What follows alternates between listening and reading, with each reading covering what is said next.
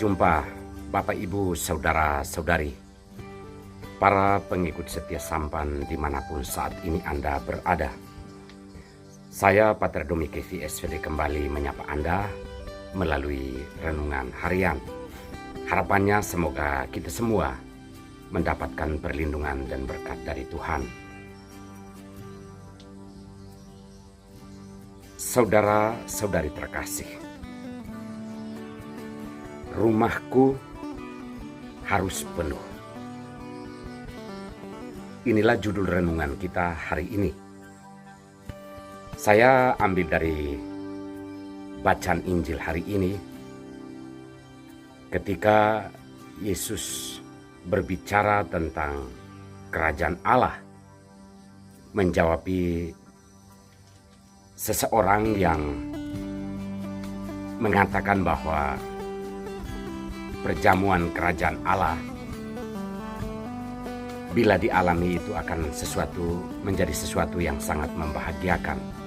Lalu Yesus menyampaikan perumpamaan bahwa perjamuan kerajaan Allah itu seperti seseorang yang sedang membuat pesta, hidangan sudah tersedia, lalu orang-orang yang semestinya diundang itu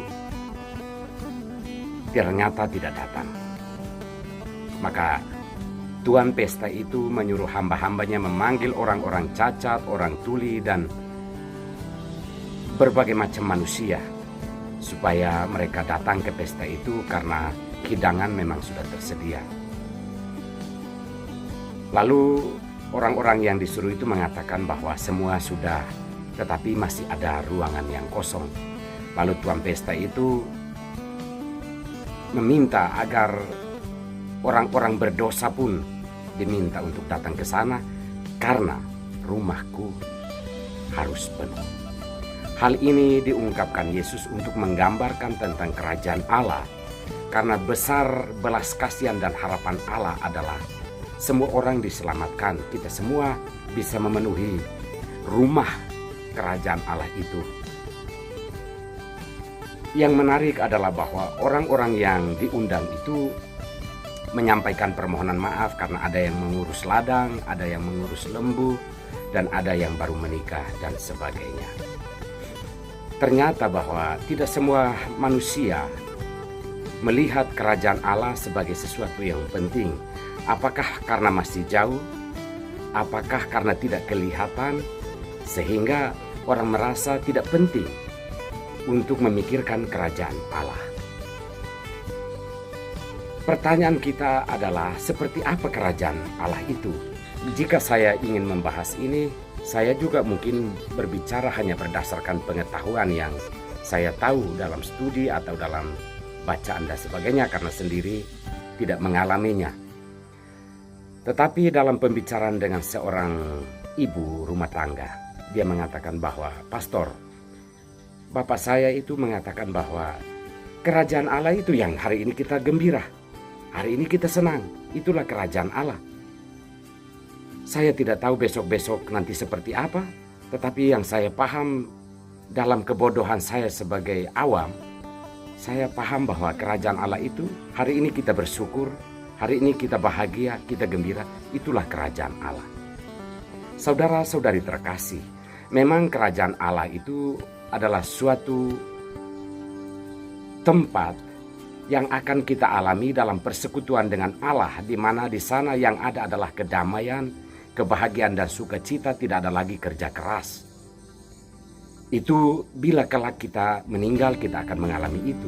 Tetapi kerajaan Allah itu sebenarnya dialami sejak ada di dunia ini melalui apa yang dikatakan oleh orang tua tadi, bahwa ketika kita bergembira, ketika kita bersyukur, ketika kita melakukan hal-hal yang baik dan benar, itulah kerajaan Allah. Saudara-saudari terkasih, memang untuk sampai memahami kerajaan Allah dalam bentuk seperti ini membutuhkan perjuangan yang cukup berat untuk bisa menerima bahwa kerajaan Allah itu adalah sebuah situasi yang semestinya sudah ada di dunia ini. Mungkin karena itu kita tidak syukuri, kita sibuk mengurus ladang, kita sibuk mengurus urusan duniawi sampai kita tidak mengalaminya. Sehingga banyak pertanyaan muncul, di manakah Tuhan? Di manakah keadilan Tuhan ketika kita mengalami bahwa ternyata hidup tidak seperti yang kita mimpikan? Saudara-saudari terkasih, hari ini dalam bacaan pertama, Paulus kepada jemaat di Roma mengatakan bahwa kita semua diberi kasih karunia yang berbeda-beda. Tentunya semua itu dimaksudkan karunia yang berbeda itu untuk hidup bersama. Dalam arti bahwa setiap orang diberikan bakat dan kemampuan, tetapi itu sebenarnya bertujuan untuk diabdikan demi sebuah kehidupan bersama. Keadilan, kejujuran, ketulusan, persaudaraan yang tulus, dan seterusnya. Kerajaan Allah bisa kita alami jika masing-masing kita berusaha untuk memaksimalkan karunia yang berbeda itu, demi sebuah kehidupan, demi sebuah kerajaan Allah yang bisa kita dapatkan di dunia ini. Tetapi jika masing-masing memikirkan diri kita sendiri, maka yang terjadi adalah bukan kerajaan Allah, tetapi neraka. Yang kita rasakan itu adalah kesumpekan, yang kita rasa adalah ketidakpuasan dan berbagai macam hal. Karena kita tidak memaksimalkan karunia Allah yang diberikan kepada kita, bakat-bakat yang diberikan kepada kita, sebenarnya untuk mengabdi kepada kehidupan bersama. Paulus mengatakan bahwa jika kita harus melakukan itu, lakukan itu dengan tulus, tidak berpura-pura, dan semestinya kita memberi tumpangan kepada banyak orang, dan seterusnya. Saudara-saudari terkasih, rumah Allah, kerajaan Allah harus penuh.